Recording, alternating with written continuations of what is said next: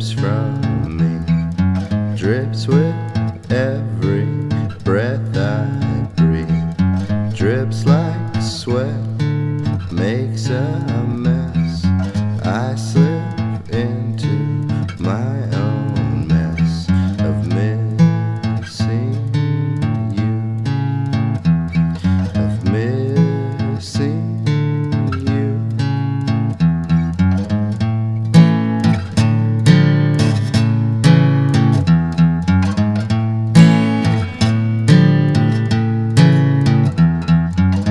These days it doesn't take too long to get back up. These days it doesn't take too long to get back up. It's just a matter of time. It's just a matter of time before I accumulate. Before I accumulate another puddle of missing you for me to slip into again, again.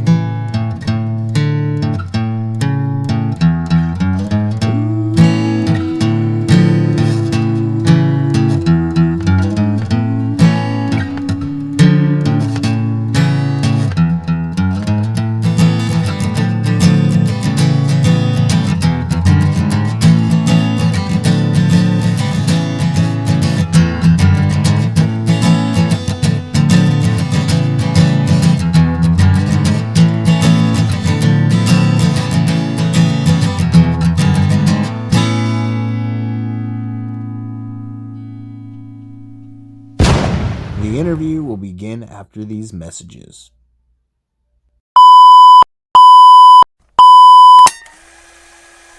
This is Joshy P from Moonrunners Music Festival in Chicago.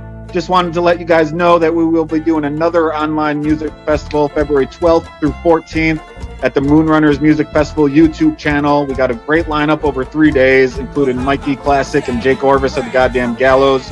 We got Jesse Wagner, lead singer of the Agrolites, doing a set. We got Wormfoot, which features Uriah from the Goddamn Gallows, and we got Fish Cuts and the Sneaking Orchestra. We got Run Rabbit Run, Johnny Terror. We got a whole bunch of bands. Last False Hope, Local News Legend. The list goes on and on.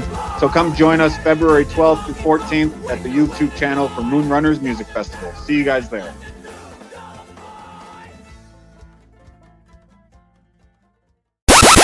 Hey folks, this is Dogbite Harris from Ruckus and the Records. I'm here to tell you about a contest we are doing live via the Ruckus and the Records YouTube channel on Saturday, March 20th, called Ruckus in the 80s.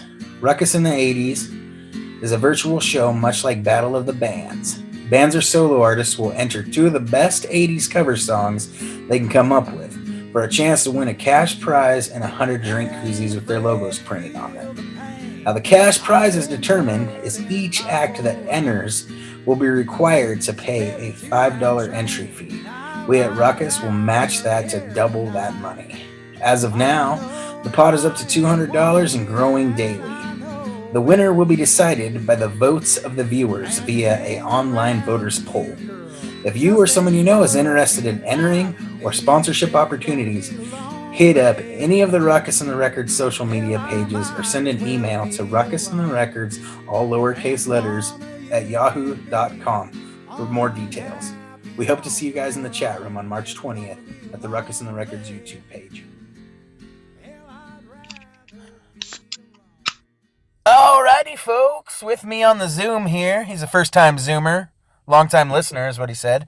But I got Joey Henry from the Calamity Cubes and the Dirty Sunshine Band and everything else you do, the beautiful photography and everything else. What's been going on, buddy?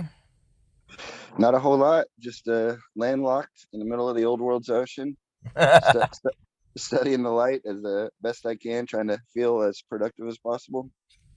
How's the pandemic been treating you, buddy? It's been weird, but it's been weird for everybody. So, I always say if I complained, I'd be a dirtbag. Yeah. I'm eternally grateful for everything that I have and every friend that I have. and still like, lost multiple years worth of work uh, leading into what would have been the best year of touring yet, like for my Dirty Sunshine Club stuff and Mm. uh, West Coast tour, East Coast tour, Europe tour canceled. So I just like get my road fix in on dirt roads outside of town and try to stay productive and shoot photos and take care of business. Gotcha. That's a bummer, man. I didn't realize that you had so much planned for 2020. I had a bunch of shit planned too.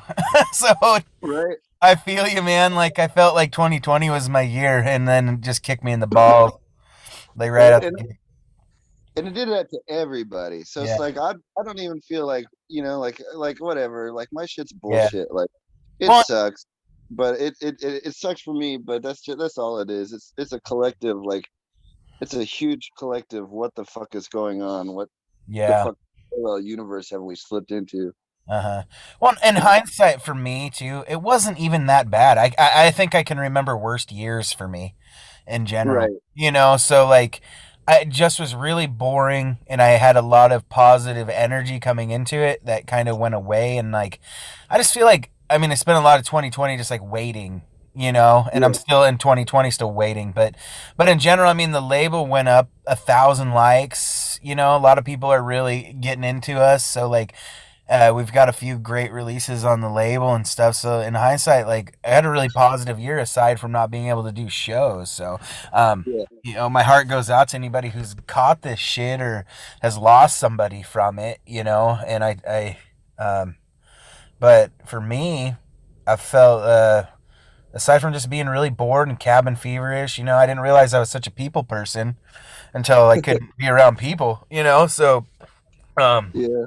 I think in some ways it's going to be good. I've talked a lot about this with other people. Pretty much every interview I talk about this. Um, but I think it's going to be good in some ways, man. I think once the shit's over, people might put their fucking phones down and actually go out to shows and communicate with people and connect with people the old-fashioned way a little bit. Yeah, for sure. It might be good. That people have had that taken away from them because they sometimes you don't know what you got until it's gone. Totally. So, but yeah. No, that's the whole thing. It's like the whole year, like no matter what, like I'm just trying to make the best of it. Like I didn't fulfill any of my tour obligations, but I learned a bunch of new shit on my skateboard. And then ended 2020 by capping it off by breaking my elbow trying to learn new shit on my skateboard.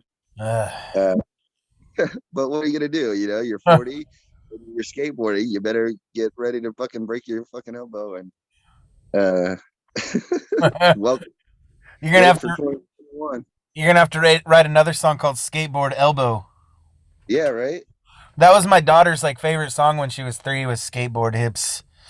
It's funny because like that was like it was like it's such like a novelty song, but it's also for fucking real.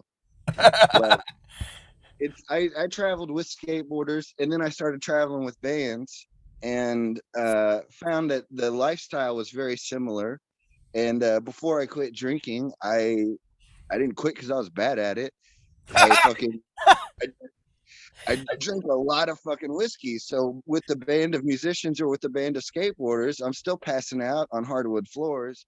And when you're skating, you get your hippers and then you rub them and you grind them into the fucking hardwood floor when you're sleeping all passed the fuck out. Uh, But on top of that, it was an ode to Dick Dale too. So I thought it was funny to do a surf rock song, an ode to surf rock on the banjo about skateboarding while simultaneously and genuinely uh, comparing and contrasting the lifestyles. huh. That's funny. I wouldn't have guessed that. Does it mention Dick Dale in the song?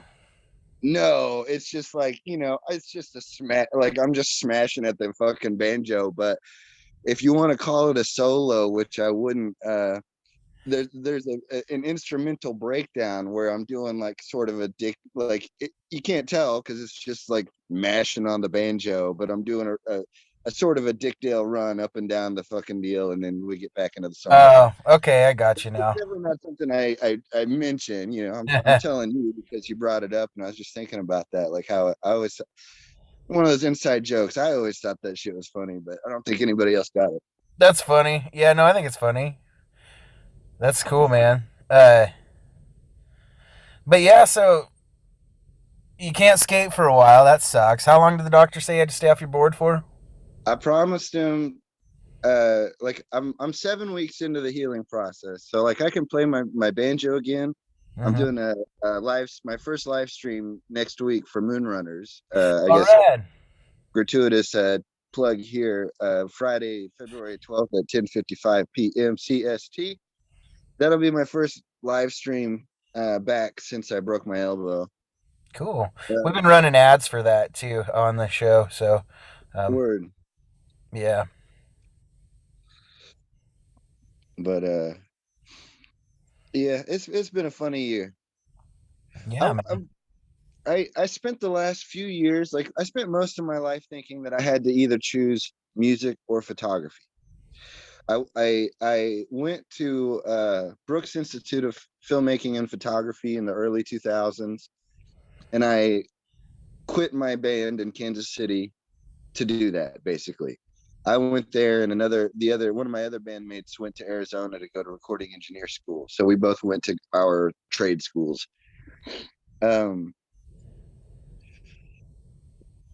Eventually I ran out of money and couldn't afford to stay in school and had to go back home. So I started playing music again. Hmm. But I was still trying to do photography. But I thought, like I was always on this: am I a photographer or am I a musician? And it Yeah, turns out I, I decided that I'm a storyteller. And they all are under this. They all grow up. The words, the music, the photos, they all grew up on the same cul-de-sac of storytelling. Uh, just like words in a notebook, whether it's at the beginning of the notebook or at the end of the notebook, that's like their own little cul-de-sac that they're growing up together. So if you mix and match words, like big fucking deal or whatever. But uh, so the last like 5 years, especially, I've made a very intentional decision, or that sounds stupid. I made this decision with intention to really try to normalize the photography and the songwriting under the same umbrella. So when Dirty Sunshine Club's on tour, it's not just a banjo show, but it's also a pop-up shop with a traveling photo exhibit. And while I'm in your area, that's part of what I'm doing is celebrating everybody's regions and trying to shoot and give back to them the best I can to show them how beautiful I see, whether it's a portrait of them or a puddle in front of their house or, the mountains in their backyard, whatever, like whatever the space is, let's celebrate it and channel some ghosts. yeah, man. That's a great way to put it, Joey. Like, and I actually really connect to your photography in a lot of way, man. And I don't know, you catch a lot of things, man, and it's I'm not like a photography connoisseur, but you I feel like you feel things like I feel them when you're taking pictures. Like I'm really majestic. I really am in the moment, especially like I think like you probably catch this when you're touring as well. Like just how you're very in the moment when you're driving through a certain area, and how you're just where you are. I guess I don't know. It's kind of hard to explain, man. You just like everything, all the bullshit that's going on around you kind of goes away sometimes when you're just someplace and there's nothing going on. Oh yeah. And I think a lot of things too with me is I like, especially in Eastern Oregon, where everybody thinks of Oregon and they think of like lush green shit over in Portland and on the coast and stuff like that, but they don't think about what makes up about 80% of this land mass, which is um like fucking kind of like desert and plateaus and basins and um kind of flat, hilly, rolling hills at the same time. But a lot of people think it's ugly as fuck out here because everything's so dead. But it's beautiful to me because you can see for fucking hundreds of miles in all directions in a lot of places. And uh, but a lot of people, I don't know, some shit that people think are is ugly. I actually love, and I think maybe you feel a little bit of that as well. Oh yeah, absolutely. And I'll tell you specifically about Oregon, one of the things that I always loved about it is like any 3 hours in any direction you drive, you could fill a 12-month calendar with photos that are completely different geographically, like absolutely different. Like like driving from Eugene to Bend and you get to go through the fucking I think of it as a dinosaur park. But like all the fucking, like all that shit. And then like Yeah. going from crossing from Idaho or whatever, and then drive, like you said to me, that's like Kansas. Like I love seeing forever, Mm-hmm. like and Kansas is the ocean. We millions and millions and gazillions of years ago we were an ocean floor, so I always call it the old world's ocean. Oh, But like uh but Oregon is like so different. Like there's so many different aspects to it. I was always so fascinated with driving through Oregon, unless it was like fucking in the mountains on ice. That part yeah. always sucked, no matter what state you're in. Yeah, no, yeah, that is always shitty. Um, I can handle the heat, but ice always freaks me out, man. Yeah, I remember how excited we were one time to play like the famous New Year's show with Larry and his flask out in Bend, and then like realizing like fuck, we got to drive to Bend on New Year's. Weren't you guys in Medford too? I don't remember I anymore. think is that the year that fucking Cody got really sick? No, that wasn't that year, but I mean that year sucked too. Yeah, that was kind of. You guys stayed at my house. I actually got kidney stones that night. That's right. That was so gnarly, dude. Yeah, and then but yeah, you guys were not in good shape when you showed up. No, man, Cody almost died that time. That was one of the times Cody Oh, almost died. I'm doing an interview in my car, so every once in a while the horn might go off.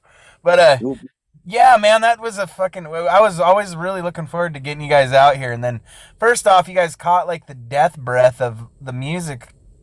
Uh, the live music thing I had going out here, and then you guys had all that shit happen with Cody, and so it was just.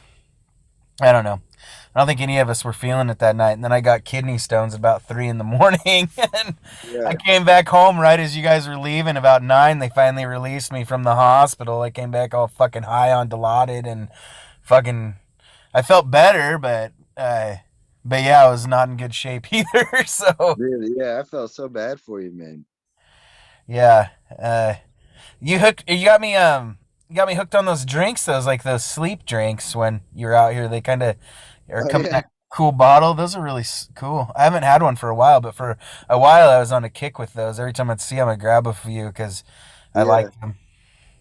yeah. I haven't had those in a long time either. I forgot about those, but yeah, shit.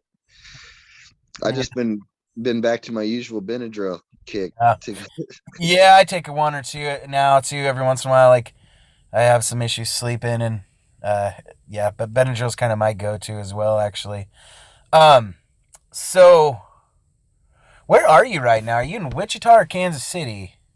I live with Brody Wellman in Wichita, Kansas, and Brody Wellman, you might remember, it was the bass player for Carrie Nation and the Speakeasy for a long time. Oh, okay, cool, man. Uh, is he still in that band? He's not still in Carrie Nation. He's in a really awesome band called Pretend Friend out of Wichita, and I definitely recommend everybody checking them out. Right on. Really amazing musicians, amazing vocalists, amazing songwriters, Well, I and got a podcast, so I might be hitting him up. yeah, two of the dudes go skate with me all the time. One of the dudes like is getting so good, I keep trying to catch up with him. That's why I broke my elbow because I was trying to keep up with him. He did crooked grind shove it, and I was like, God damn it! He just started this year. I'm 40 years old. I don't try and shove it in my life. I came so close, and then I was like, oh fuck, my elbow is broke, and drove myself to the hospital. I shouldn't laugh. It's not funny. But man, I guess It like is. It is. Like it's funny. It's a 40-year-old guy on a skateboard falling on his ass, like literally breaking his elbow on a trying to trick on a 3-inch curb, like trying to lay low, trying to fucking like not skate high impact shit, and then fucking cracking up. It gets funnier. I'm gonna be honest with you. I drove myself with my broken arm to the hospital, and they're like, the line's gonna be, it's a long wait. You might want to go to this other hospital. I was like, I don't really know what I want to do right now. I'm kind of in shock, and my arm is just dangling here. I drove myself here. That sucked. Where's the other place? And they're like, oh, it's like way the fuck over here. And I'm like, okay. Uh, so you think I should go there? And then they got real serious. They're like, we can't tell you what to do. Do you want us to sign you up here? I was what a like, bunch of dicks. I don't know. Sounds like you want me to leave. So I drove myself to the other place. I waited for 3 hours for them to finally do my x-rays. And then to tell me that the bone specialist is at the other hospital and that I have to wait for them to drive me by ambulance back to the original hospital that I had originally gone to. Fuck. And I was like, you guys made me drive here and now you won't let me drive back? Like, I mean, granted, they gave me a lot of drugs at that point in time. Nah, they wouldn't let me drive when I had those kidney stones, they wouldn't let me drive home either. I was like, I've driven way more fucked up than this. But Right. I shouldn't say that out loud. It's not good. Don't drive fucked up, people. Nothing to see here. Um, oh, fuck, man. So how many bones you broken in your life? Well, let's see here. When I was a kid, I broke my humerus, which is your in between your elbow and your shoulder. Uh-huh. So I broke that. I broke my pinky a few years ago, a couple days before a Cubes tour. But I still, of course, I wasn't gonna cancel tour because I broke my fucking pinky, so I just had to figure out new ways to play chords and shit. I broke 3 ribs on tour skating in Madison, Wisconsin. Oh, that's a beautiful town. It is a beautiful town. Uh, Again, on tour, that was hilarious. And, like nothing better in the world than finishing 11 more days of tour with broken fucking ribs. That was interesting, but you test yourself, you fucking learn a few things about yourself in those positions when you're like literally don't have enough money to get home unless you finish playing the shows. So Yeah. Yeah. and you don't want to let everybody down, but holy fuck, there's a banjo against your broken ribs, and also you're trying to sing as hard as you can. Yeah, and Cool it's not like story. tube shows are like low energy by any fucking means. And 90% of the time, you guys decide to go fucking acapella because you just don't want to deal with people fucking with your sound. So, yeah, I can imagine having your fucking ribs broken on a tour with the cubes is probably not fun. Classic. I'm sure I know for science that Jody Robbins has some YouTube videos of those very first shows Oh uh, man, awesome. that I played with because I think it was in Grand Rapids. It was the first time we met Jody. He drove from Chicago to Grand Rapids.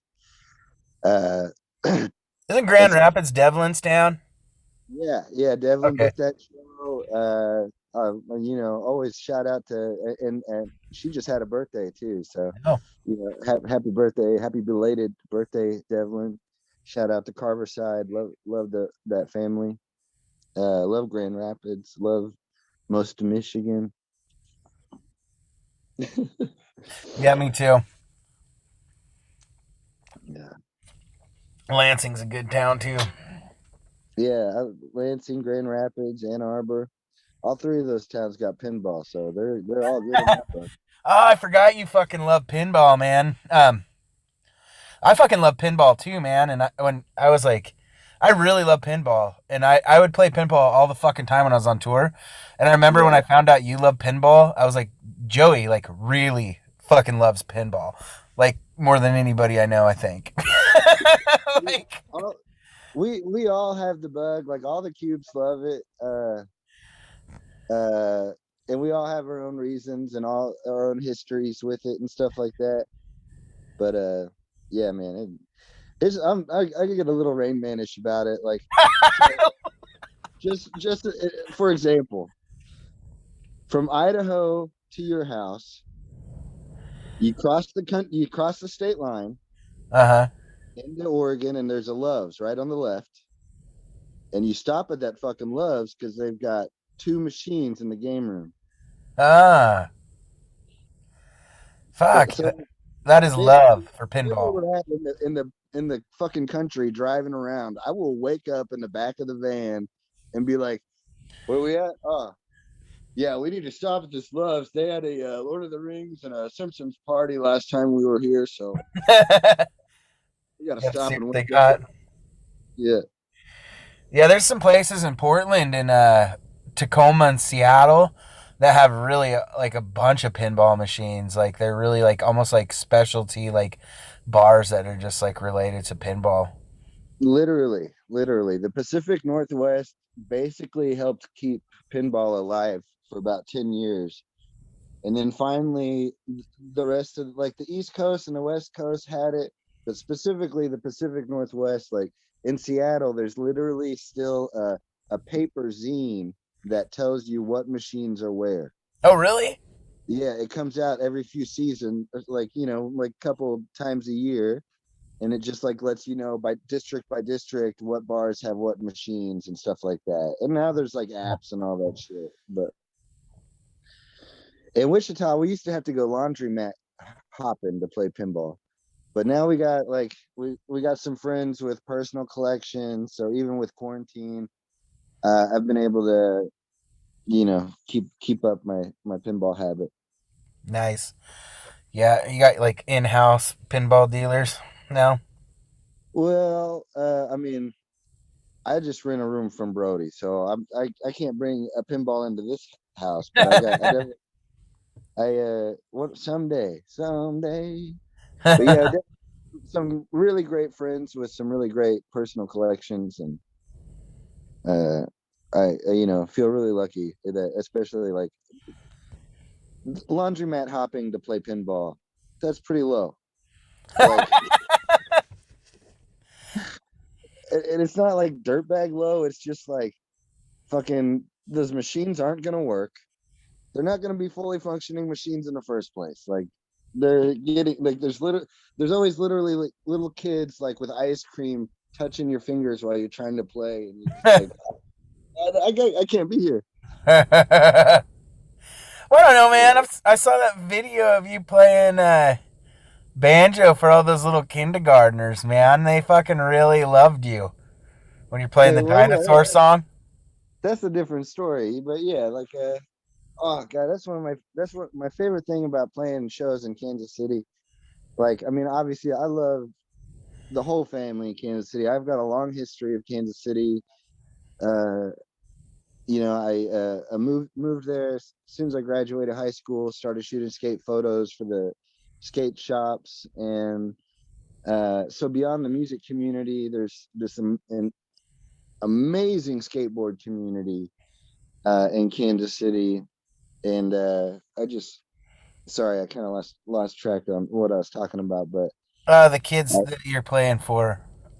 yeah, I love playing in Kansas City, and one of my favorite things is that one of my best skate homies and his wife opened up a Montessori school, and so whenever I book a show in Kansas City, which obviously I haven't in in a year, I also book a set with the kids, and I get to go in, and it's like there's a group of pre-kindergartners, and then there's a group of kindergartners, and I was going in there, not like regularly, but twice to three times a year for about 2 years. And it was so amazing, so fulfilling, and so terrifying. Like, oh my God, they're gonna hate me. I don't have any kid songs. Like, I just have a bunch of weird, sad songs. Like, what are we gonna do? But then the first time I went there, I got the ukulele out, and the kid was like, "Do you know the dinosaur song?" I was like, I don't know, how's it go? And he goes like, roar. I was like, oh yeah, I think I got that move. And I just started playing. I just started playing this like uke riff, and then stopped real quick, and then made the big motions, roar at him. They all like freak out, and then we do it again, roar, and they're all freak out. They're like, "Oh my god, it's a dinosaur!" And then the third time is normally when I switch it up, and like they're all like bracing for the dinosaur, but then I get them with the meow meow, and then they start cracking up because like it's fun for me to introduce concepts like absurdist comedy to pre kindergartners. Dude, that's amazing, man. You just got a special energy about you, Joey. I was like super excited to get you on, man. I know you don't social media much, so I was kind of worried about being able to get you to return my message, actually, because sometimes it's just like, I get it, man. I don't think you're meant for social media, so I was really happy that you got back to me fairly quick and was like, yeah, I'd love to do that. I was like, awesome. Yeah, So, dude. I know I've been bad with you in the past about that, so it was important to me to make sure that. And honestly, it's just I just like everybody else, I'm just trying to keep my head above water. So the one thing I can do is maintain my light studies and shoot my photos and post those and try to use that imagery to bring words to the table that can maybe become songs in the future. But I was really excited that you hit me up, and I was really excited for the opportunity. um, So thank you. yeah, man. Have you been working on any new material lately, or have you like oh, probably not lately because you've been just getting back to playing. But have you put anything out lately? Sorry, man, I'm not following too much lately. Well, yes and no. I've had some cool stuff happen this year, but like a couple years ago, I put out an album called Emotionally Charged. And I said that super weird because it's not emotionally, it's the word emulsion uh, combined with NLE. So emulsion is like the film on the photo paper, the film on the negatives, the film on top of the water. Oh, It's a lot of different things that have a lot to do with all of the aspects of my life. So I put out this album called Emotionally Charged. Uh, and it's mostly just banjo instrumentals like that kind of weave in and out of each other until they build into a song with words. And it's just a little EP. And it's the last thing anybody expects from me because when they think of me, they don't think like banjo instrumental guy. Uh, I think, and I'm not trying to be like woe for me, but I think most people think of me more of like the Kermit the Frog, the banjo guy. So for me, it was like if I had been at banjo school for 10 years, this is my thesis statement. And so I was excited about that. And then that was a few years ago, but um, Vans used a song from that album this year, and then oh, that's huge, man. I got to create a hybrid version of the song to help with a score for just like just like an internet a Vans like 3.5 minute. They did a 1 minute version for Instagram and then a 3.5 minute version for YouTube and a website promoting one of the new shoes coming out. That's a pro skateboarder that's actually from Oklahoma City. So I was stoked because like that's just down the street. And the film was created by a filmmaker that is a friend of mine from Kansas City that has always been super supportive of the Calamity Cubes and of my solo work and has helped get my music in different skate stuff like that. So that was a lot of fun. And I didn't get any I didn't do I could have put more work into it, but I didn't get any unemployment or stimulus stuff like that. So like that was getting that gig was the fucking biggest fucking thing in the world this year. Uh, there's a couple other skate videos I dabble is a video magazine that used some music in issue 6 that they released this last year. Uh, but I can't say thank you enough to Ryan Level for getting me that gig with that Vans commercial. That was awesome. Nice. I noticed you used to like wear like a lot of low card merch. Are you tied in with them at all? Not technically. I mean, they're just like they're a zine out of San Francisco, and I just have always liked them a lot, and they've always been supportive. Okay. Yeah,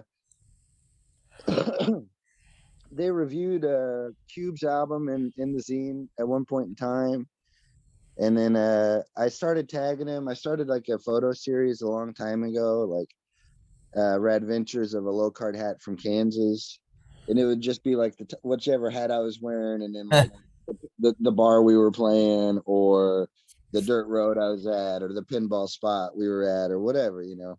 Mm-hmm. And so I started tagging him a lot in that, and we came through. Cody and I came through and played solo sets at this really awesome tattoo shop in San Francisco. It's called Tattoo Boogaloo, but it was called that way before all the Boogaloo Boy bullshit. So it's not anything like that. It's amazing, accepting human beings running this place, Tattoo Boogaloo in North Beach, San Francisco.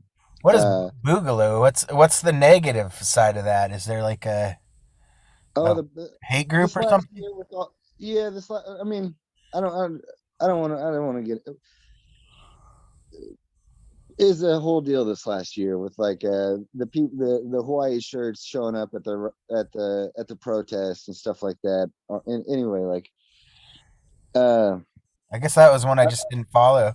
Is that one? yeah, and it's not something I want to Go give into. power to. That's So fine.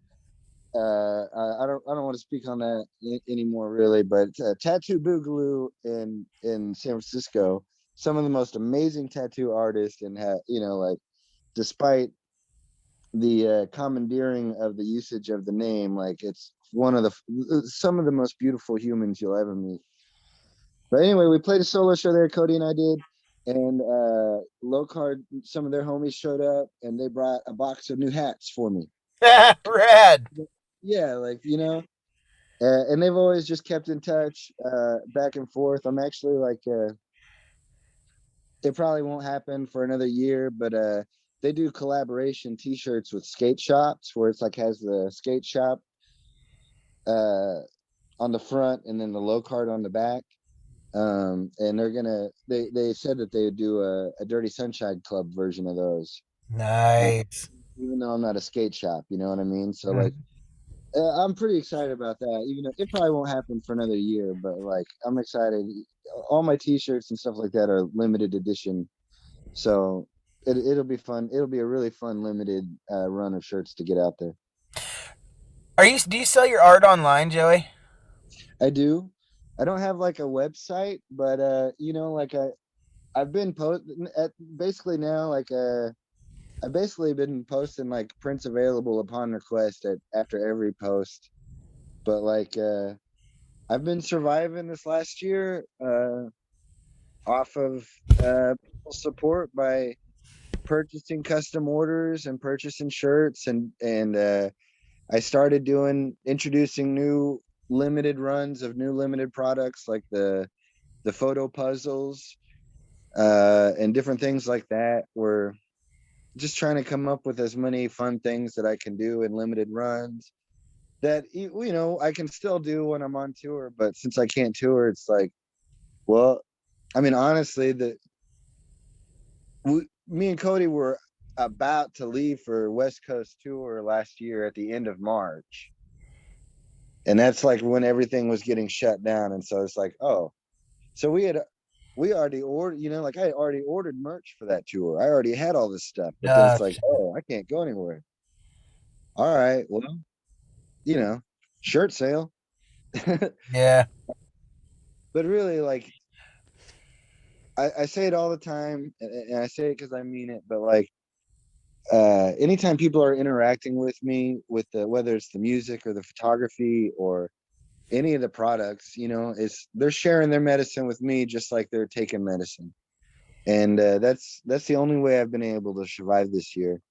And so that's why I always say if I complained, I'd be a dirtbag. Like shit's scary, shit's uncertain, sucks not to tour.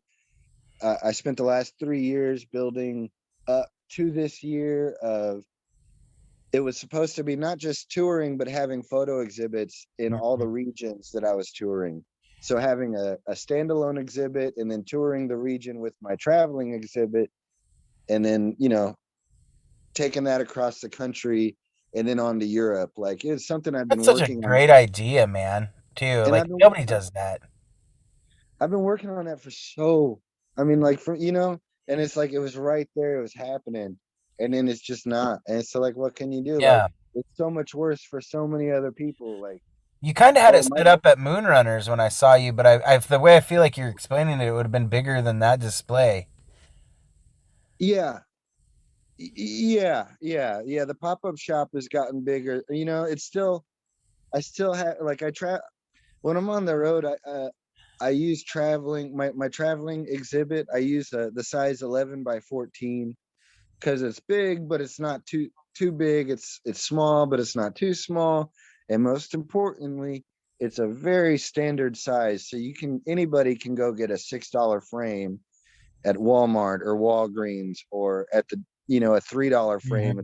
at the DAV or whatever. Like so it's an easily accessible thing, but like you know like I think I had maybe one or two books to flip through, and I got the limited edition photo books that come with a an exclusive you know deal print, and then yeah it gets bigger and bigger, and then doing the actual physical exhibits, you know, then I have to then it's like oh I got stuff.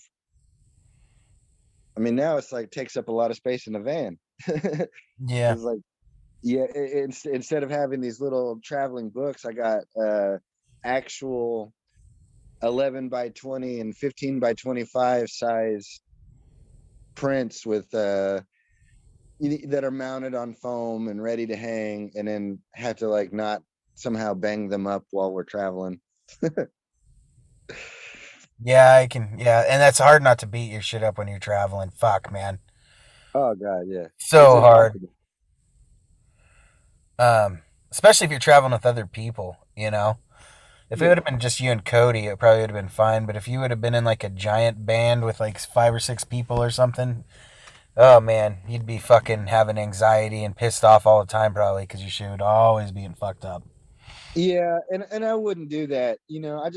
I would if I was traveling in that situation I You just wouldn't wouldn't do it. impose that on Yeah, everybody. yeah. Like then it's not the me show. Yeah. Then it's like the you know in that situation, like in this situation, like I'm trying to like really hard. I hate talking about myself. I hate fucking putting myself out there. It's really hard for me.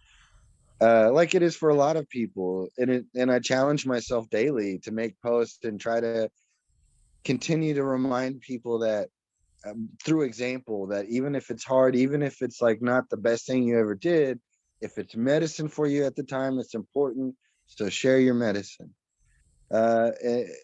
So yeah, you were way right earlier. I'm not good at social mediaing, but I do try to challenge myself and show people by example, like in the same way that I post a song that's not a song yet. Here's a just to show people like, hey, it's okay if like you're trying to learn how to write songs and they just sound like this, or like they're not there yet. You know, here's a songwriter's process, and I don't like this yet. I probably won't keep it. I feel like an angry teenager. Like this feels like more like a guilt trip than a song. So I don't want to fucking keep it, but it was medicine for me at the moment. Here it is. Bam. You know? Hmm. That's cool, man. You're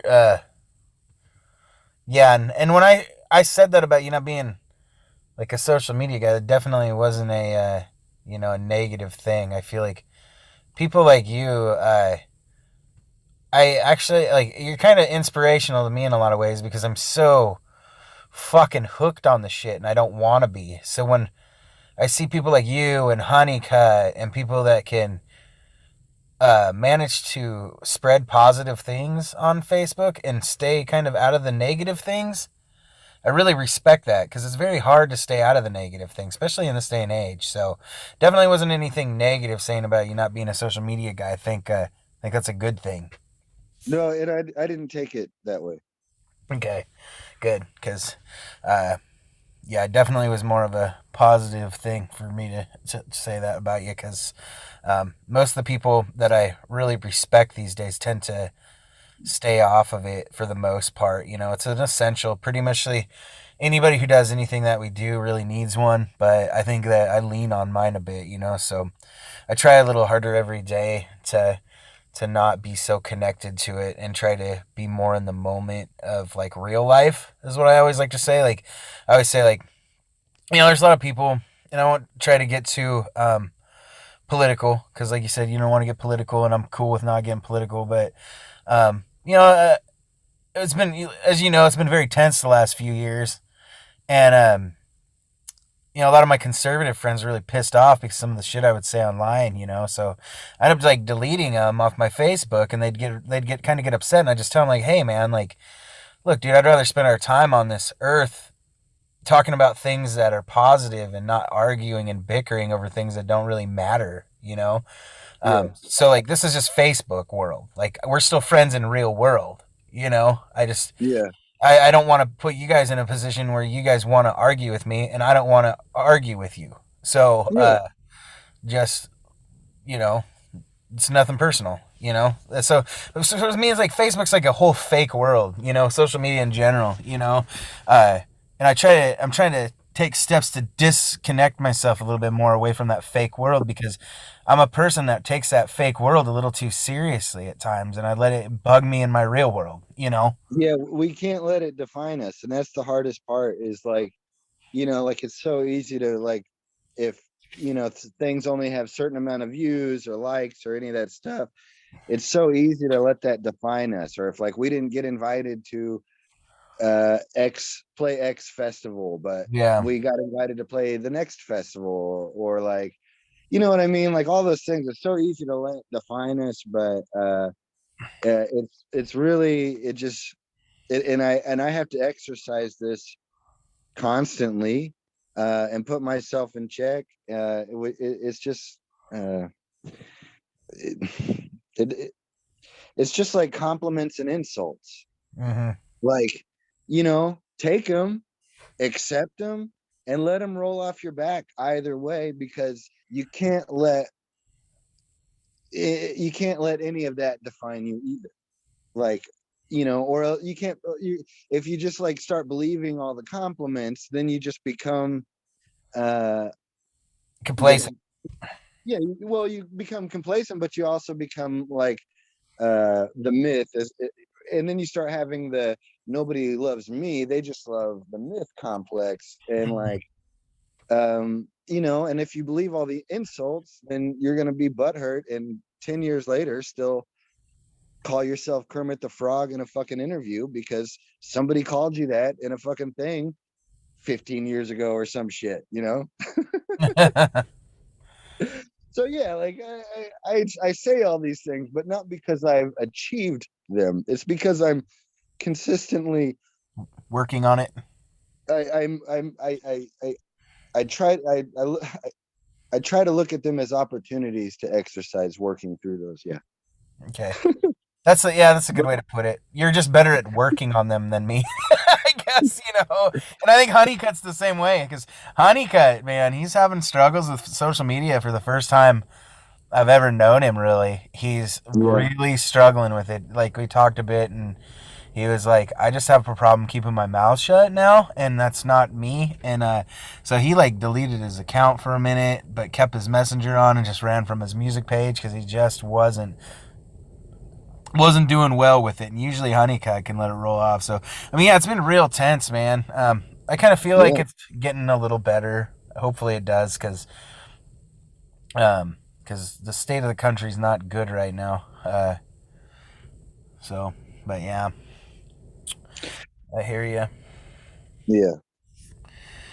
So, I Um, I'm trying to think of anything else, man. Like, um,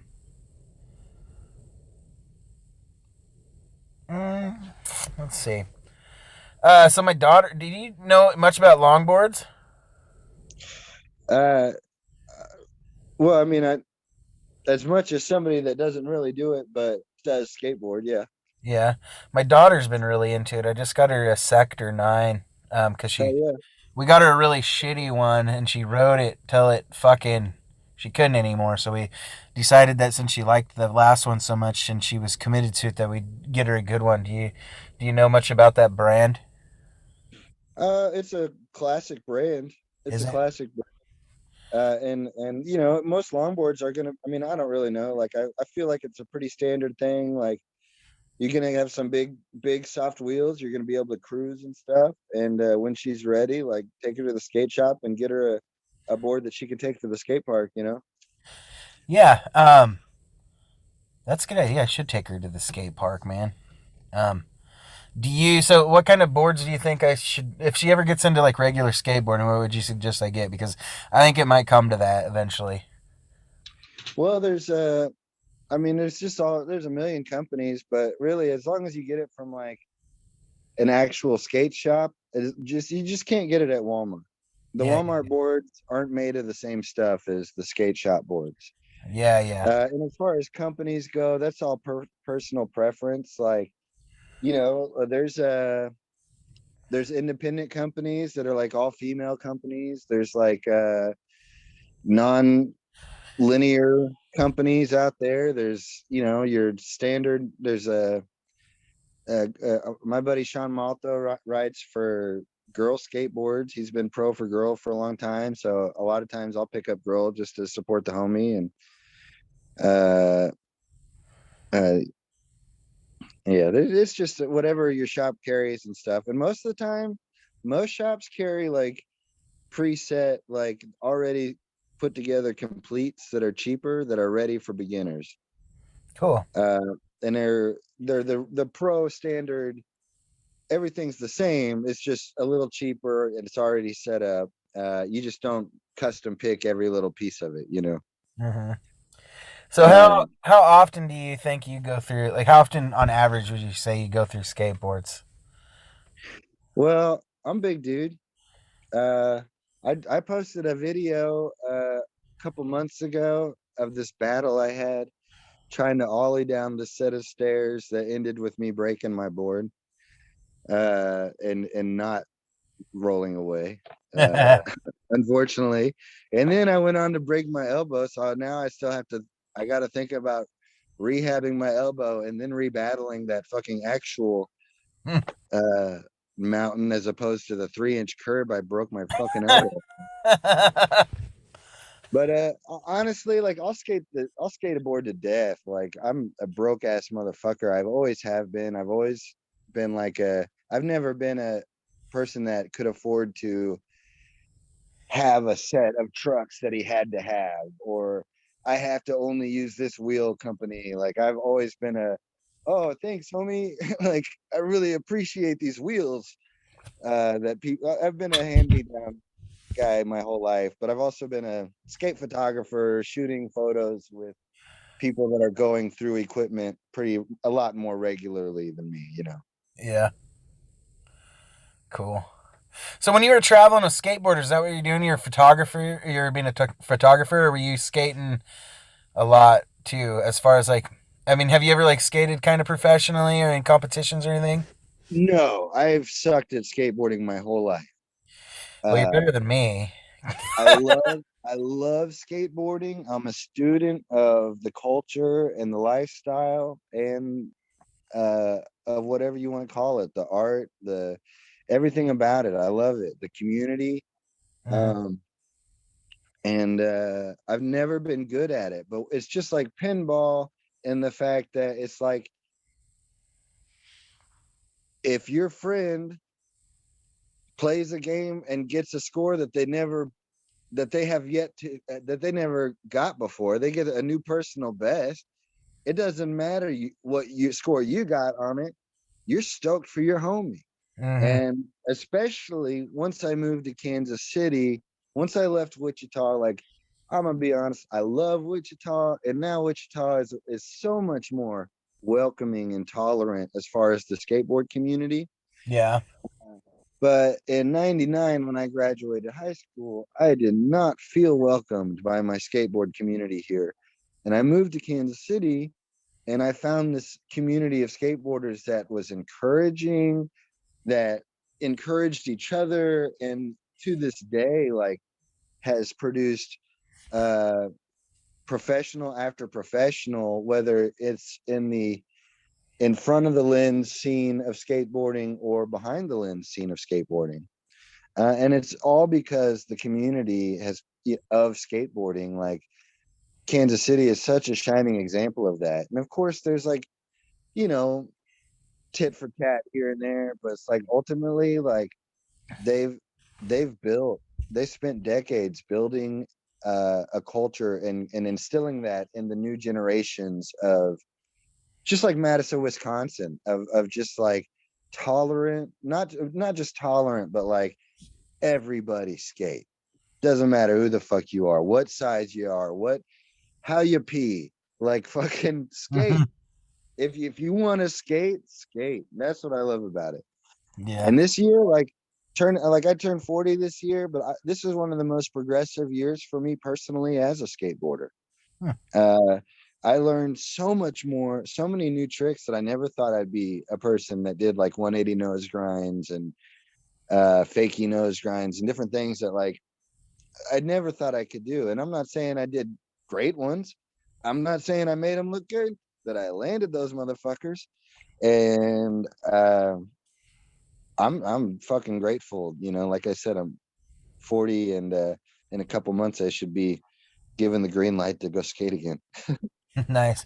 That's funny how you describe the skateboard community. And it's kind of cool how you said that the music community reminds you of that, because I could totally see that, how like the communities do kind of tend to get together. And it's kind of funny, like uh uh I noticed too, like a lot of when I was coming up in music, some communities were less welcoming than others, I guess, how you put it in the. But yeah, it's funny, like, because yeah, music has their little communities too. Oh, totally. And I try to stay on the outside of all of that. I made some amazing friends with a lot of amazing musicians, and I hope that like, I hope everybody just had positive experiences with me. Oh yeah. Uh, but I'm not gonna speak for anybody. I had a great time, but there's also, like, definitely, like, times when you feel like, why do these people hate me? Yeah. What did I do to this band? Like, what the fuck? Yeah. I hear you. It's I hear you 100%. There's just like those people that seem like they just got a fucking problem with you for like no reason. Yeah. With me, there's probably a reason, but not with you. You're nice. Oh, hey, I'm human, so, like, the worst thing about me is that I'm completely oblivious when I do offend somebody, and when I do offend somebody, it's always something that's like gut wrenching, or like absolutely unintentionally, like the most wrong thing to say at that time. Oh man. A lot of Larry David moments. Yeah. Who's Larry David? Okay, so he does a show called Curb Your Enthusiasm. He's a creator. He was a creator of Seinfeld, Oh and then okay. on HBO does a show called Curb Your Enthusiasm, which is basically just following his life, but like it's a show. But very awkward scenarios, and a lot of times it's Larry's fault. But a Eh. lot of times he's just communicating in the most wrong way possible at that time, or just being honest, and like people aren't ready for it. Yeah, I think that's my big thing. Is I'm pretty honest, and I have these issues at work where I hurt people's feelings and I don't understand why. And Yeah. it's because I'm being honest, like about how somebody's. Because like, I mean, I don't want to toot my own horn, but like I'm kind of like one of the I don't want to say bosses, but as far as regular staff goes, I'm kind of like a senior there and like somebody like kind of a mentor, not administrator, but kind of like head of not administrator. You know, like the administrators lean on me to handle a lot of shit. So I kind of like mediate problems with administrators to regular staff sometimes just to kind of put out fires before they're fires.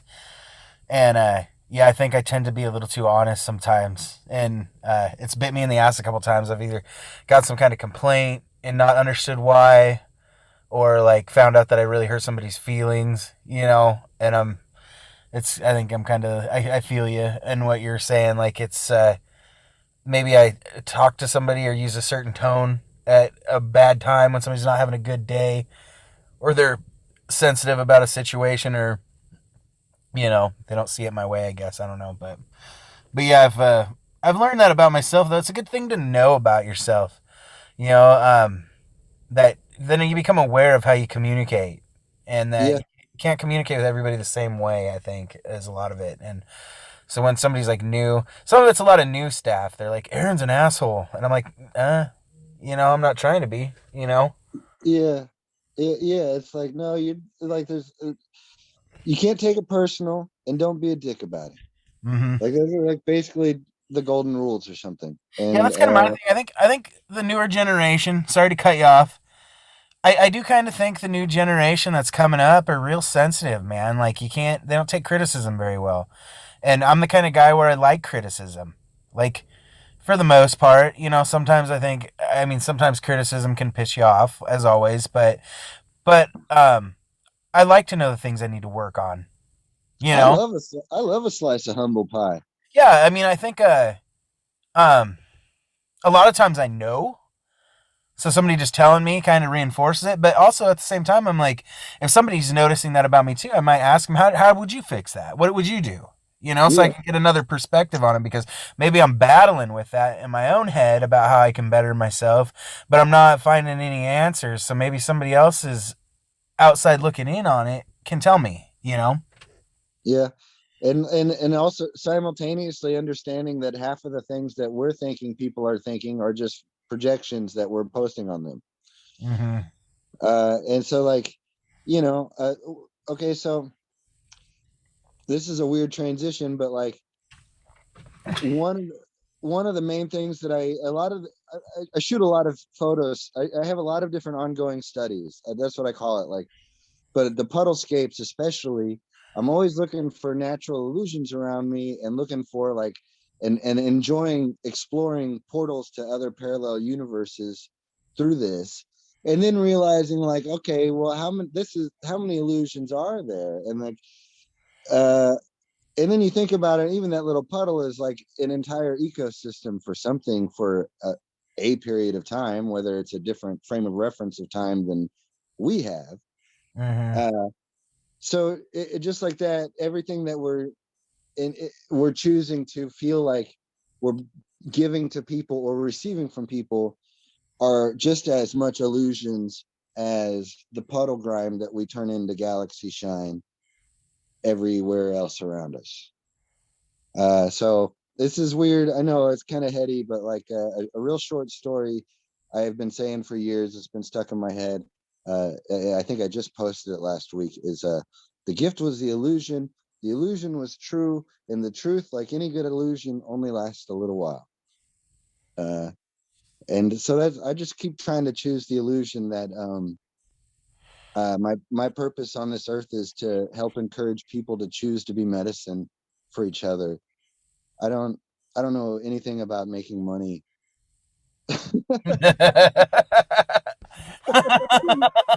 But you know, like I no matter how alone I can feel, and I think you can relate, like we don't have to look far to find affirmations of the importance. We don't have to look far to find a memory of someone letting us know about a time in their life when a story you wrote helped them get through something. Or in my case, watching my friends go on and shooting puddlescapes and watching my friends seeing new natural illusions around them and seeing new things to celebrate, like you're saying, in the moment, Hmm. and finding these, like, I mean, I honestly, I emailed you some. They're probably just now getting there because it's taken forever. But I emailed you like hundreds of photos. Yeah, Uh, I'm gonna make a cool slideshow like you suggested because I think that'll be cool. Usually I just put like one picture in, but this will be like a cool slideshow. yeah, and it'll give it a frame of reference for anybody that doesn't know. But like, really, like making a conscious decision to choose a positive illusion as opposed to fall into the negative narrative.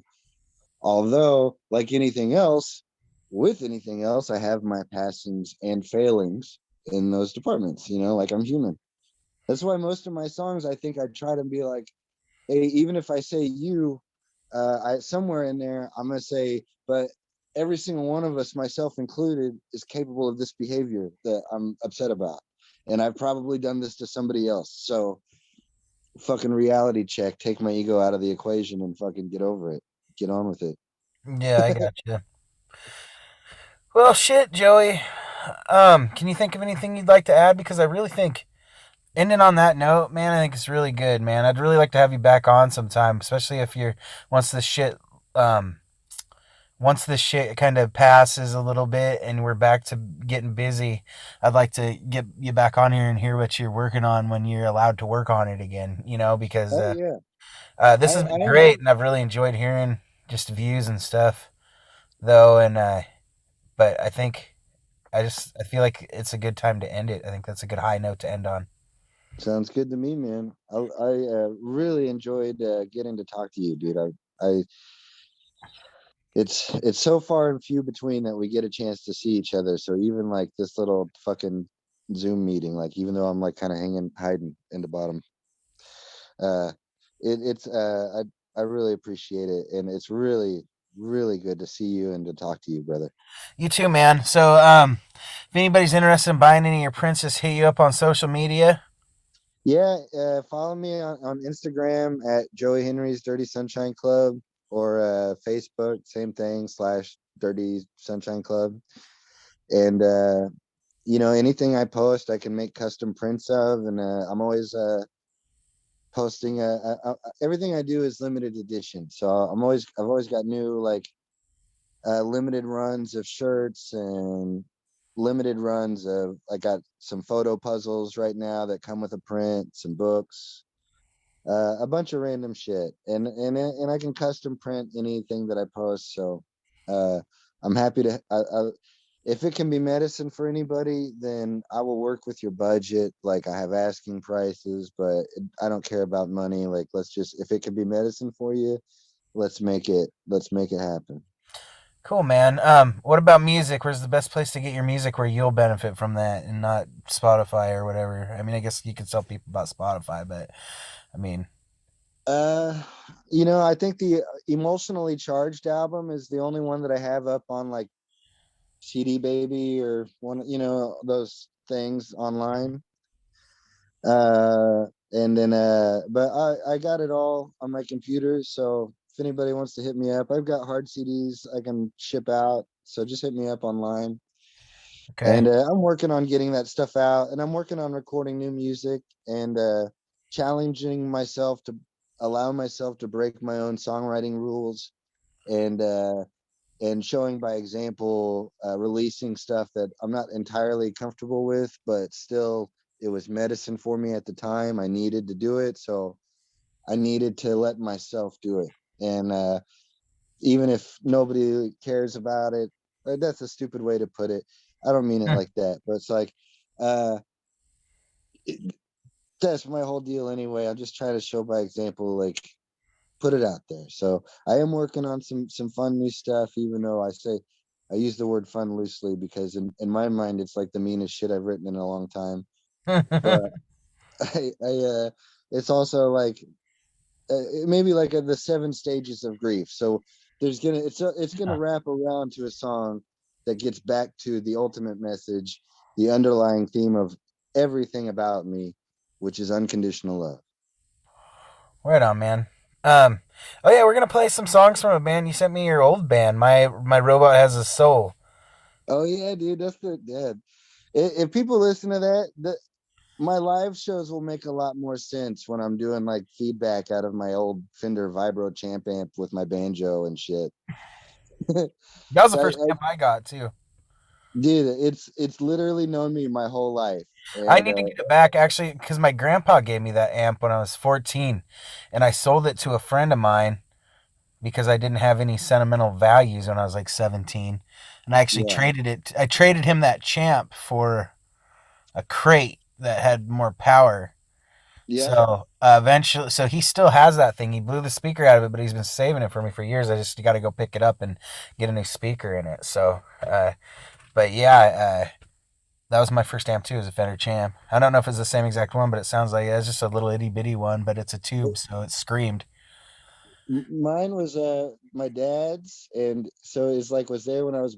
I mean, not there in the room when I was born, but I mean, I was born in a house in Tulsa, so it could have been in the room. I don't fucking know, but it's an early '60s Vibro Champ amp, and I mean, it's been kidnapped. It's been uh, held prisoner by the police. It's been flooded.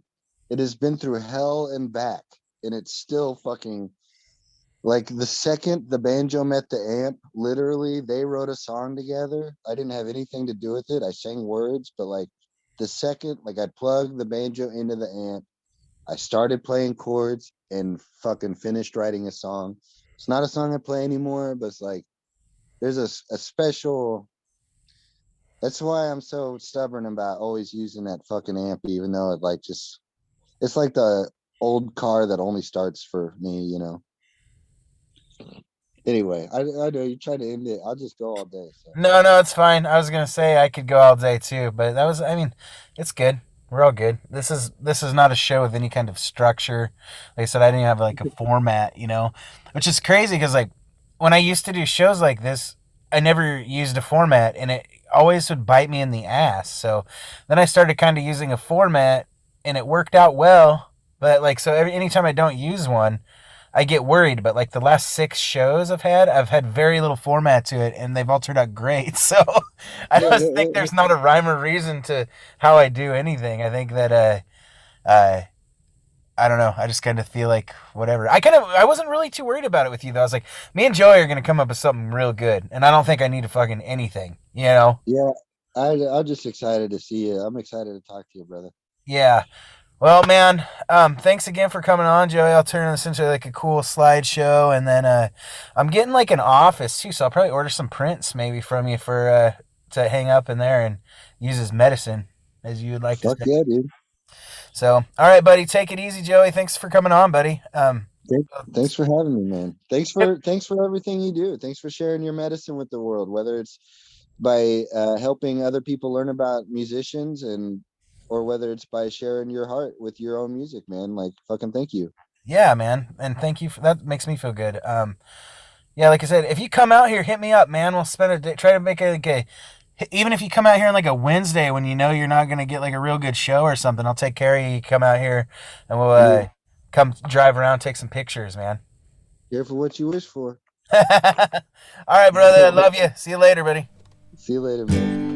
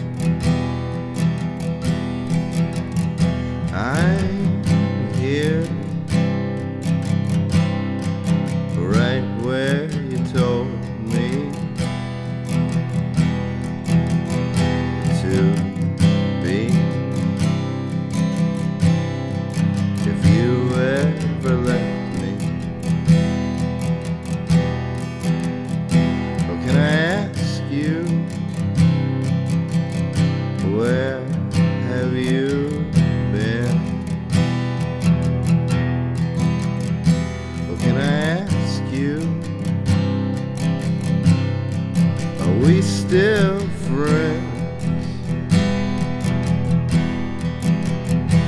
Do you remember what I told you if you ever lost me? I said don't lose me, 'cause I'm right here, right where you left me.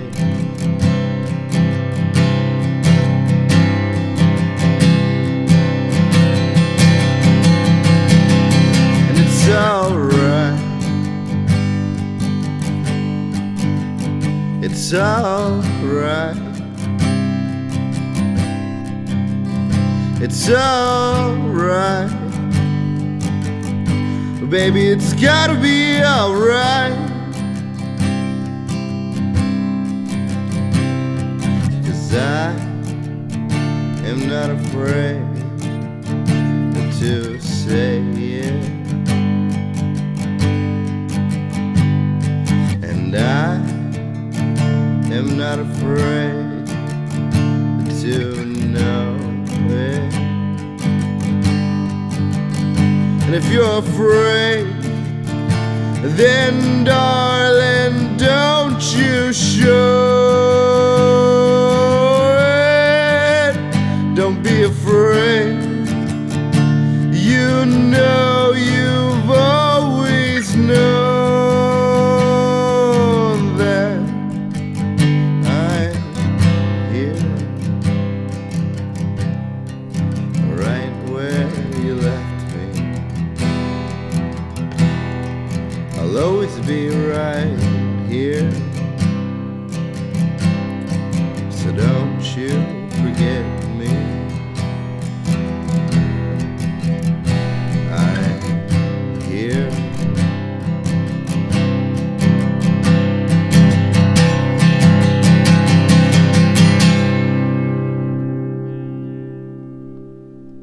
This is a story called Just Love.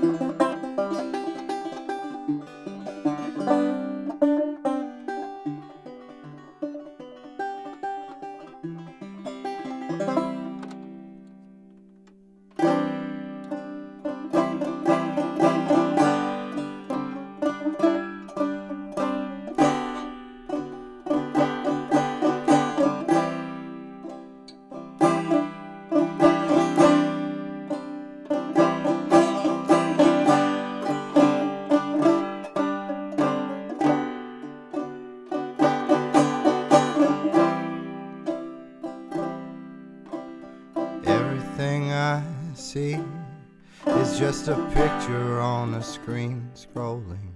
Well, I can't do enough drugs to keep this dream rolling.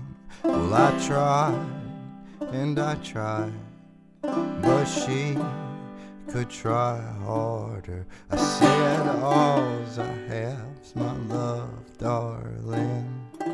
Can we barter? Just love,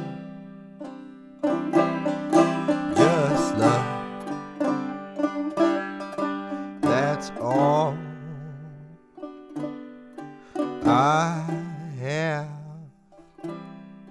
Just love, just love. That's all I have.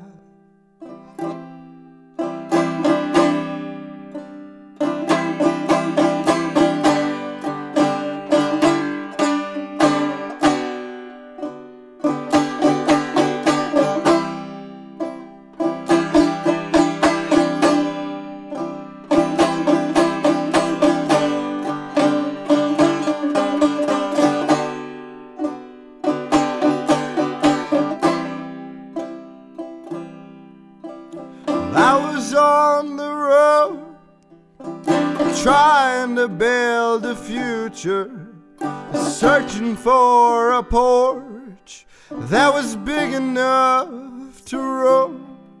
Everywhere I went, I took her with me. I held her in my belt. Her name is where I called home. Well, I tried and I tried, but she could try harder. I said, all I have's my love, darling. Can we barter? She said, you're searching and searching for something you already found. You're just walking, walking, walking, walking, wondering where's the ground. Just love, just love, that's all I have. Just love, just love, that's all I have.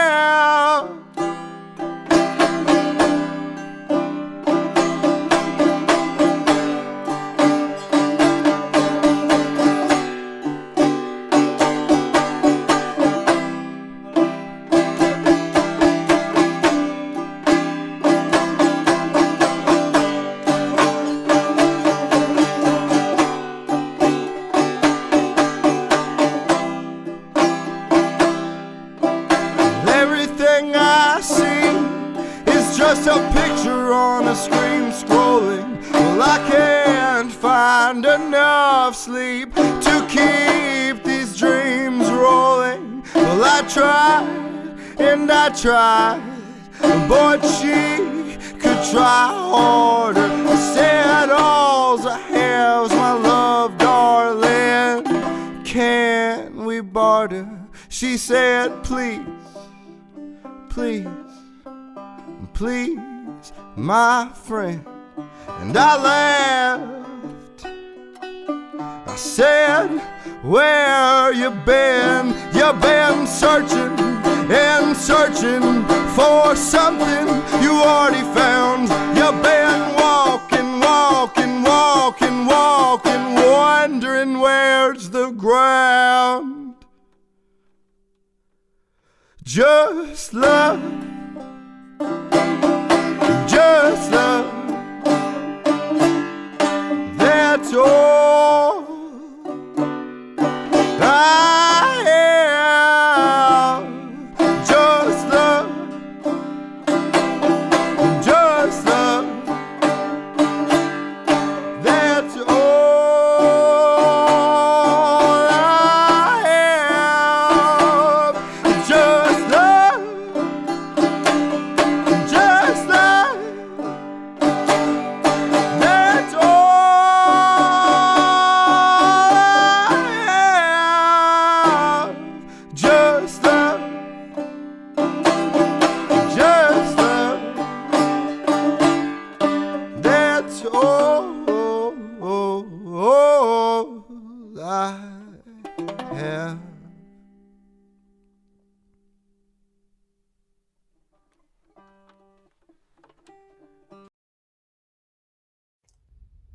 Ruckus and the Records proudly brings to you the Dogwater Radio Show, starring Dogbite Harris. Also featuring Jody Mattern as the lovable but perverse Blackwater Derg.